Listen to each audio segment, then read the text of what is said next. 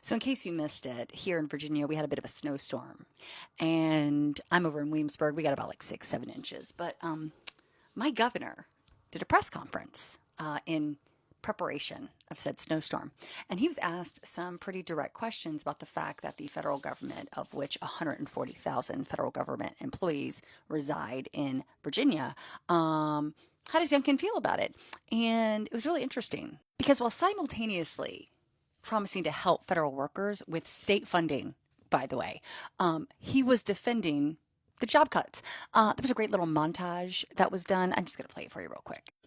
Anxiety from many Virginians over the concerns about their employment with the federal government is Understandable. asked the media to not inflate this workforce, which is talented and deep and experienced. This process that the federal government is going through is one that is needed because of the inefficiency and bloat of the federal government. Is a real fear that people have about losing their jobs. We don't need to concern people with those types of issues.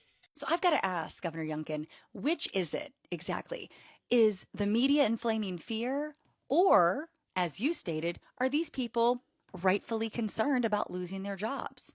Also worth noting, are these people deeply talented and experienced, or are they just a product of inefficiency and bloat in the federal government? See, it's strange to me that in this press conference, you spent the last half of it talking out of both sides of your face.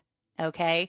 It's also worth noting that one of your own signature achievements, a computer science laboratory high school in Richmond, has now been touched by the cuts with cancellation of a federal grant for Virginia Commonwealth University teacher residency program that has worked with the high school. He also said that he's going to communicate his aid for these workers in a package. It'll be a good one for you. And his press secretary, Christian Martinez, said he would work to get a timetable on said package. Now, interesting enough, this morning, he was honored to be appointed by President Donald Trump as co-chair of the Council of Governors. He's literally in the last 11 months of his 4-year term.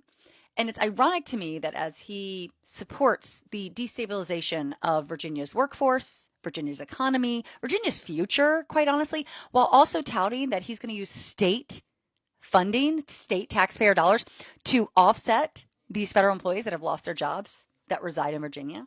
Okay. He has his entire Republican Party at the state level raging on the internet about no tax on tips being shot down by Democrats. Where do you think this money is going to come from to pay for these federal workers? Mind you, a plan that he hasn't even presented, let alone got budget approval for. Now, I need you to understand this is the same governor that did everything in his power to look like he had nothing to do with Trump in 2021 as he made his run for governor.